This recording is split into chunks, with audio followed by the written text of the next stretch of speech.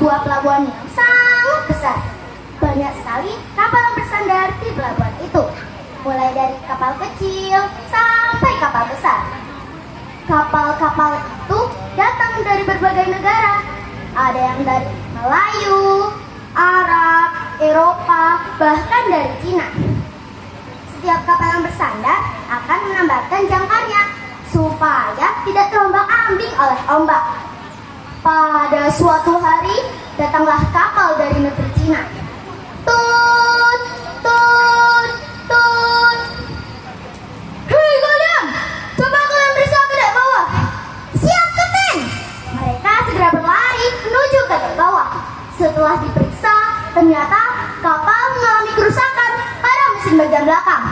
Anak buah kapal segera melapor kembali. Lapor, mohon izin Kapten.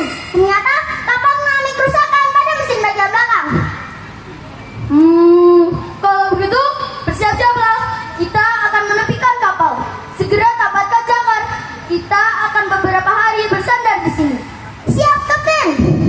Nahkoda kapal besar itu kemudian menepikan kapalnya. Sedangkan anak buah kapal menambahkan jangkarnya. Warga sekitar heran. Ada apa dengan kapal tersebut? Salah satu warga pun bertanya. Anak apa ini? Apa yang terjadi di kapal besar ini, Tuan? Tenang Pak, tenang, ada kerusakan pada kapal kami. Warga sekitar semakin penasaran.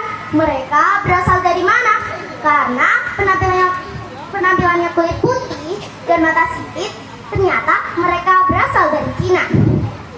Selama beberapa hari, nahkoda kapal sering berhubungan dengan masyarakat.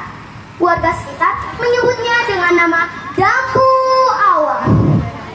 Nahkoda kapal dan anak buah kapal bersyukur karena kapal berhasil diperbaiki. Alhamdulillah, akhirnya kapal kami berhasil diperbaiki. Kalau begitu, bersiap-siaplah. Kita akan melanjutkan perjalanan. Siap, Kapten. Semua anak buah kapal sibuk dengan tugas masing-masing. Ada beberapa yang menarik jangkar ke atas kapal. Baru berjalan kurang lebih 1 mil, tiba-tiba brak! Bagian bawah kapal menabrak batuan karang.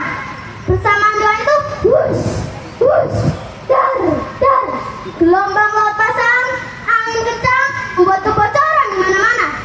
Isi kapal berjatuhan. Ada piring, mangkok, guci, dan masih banyak lainnya, termasuk bahan bakar minyak.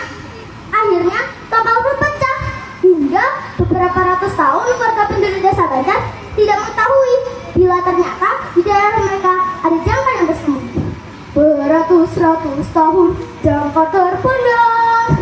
Basamin, salah satu warga Banjar, bermimpi. Wahai saudaraku, bisakah kau membantuku? Tanya seseorang yang mirip dengan kapten kapal. Apa yang bisa saya bantu, Tuan? Tanya Mbak Samin. Kalilah dan jagalah barang peninggalan kami, karena kami pernah meninggalkannya di pantai Banjar. Mbak Samin di dalam mimpinya diajak ke suatu tempat. Di pagi harinya, Mbak Samin pergi ke pantai sambil membawa cangkul di pundaknya. Dia berjalan mondar-mandir dari desa Banjar sampai pantai Soan desa Bukerjo. Kemudian kembali lagi ke desa Banjar. Para nelayan yang melihat pun heran dengan Mbak Samin. Sampai di suatu tempat dia berhenti untuk menggali pasir.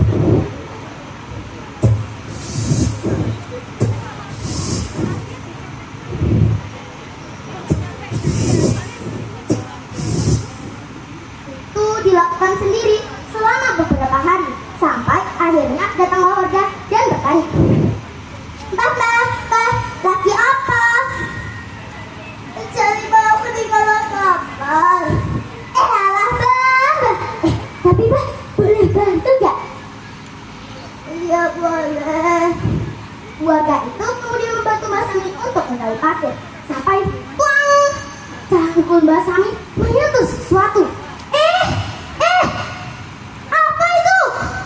Wah, ternyata ada jangkar sebesar ini, kata salah satu warga. Mbak Samin pindah ke tempat lainnya. Kali ini dia tidak sendiri.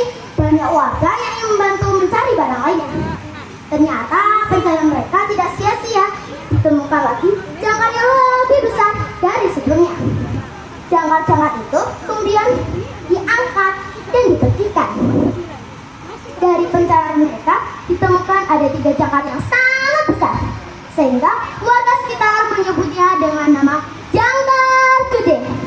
Teman-teman, dari ketiga jangkar itu, satu dibawa oleh pemerintah Jawa Timur, satu lagi ada di Museum Kabang Putih Tuban, dan yang satu masih ada di Desa Bancar, Kecamatan Bancar. Itulah bagaimana kisah jangkar bisa ditemukan. Ada gentong di dalam rumah, ditutup dengan kain merah. Sebagai warga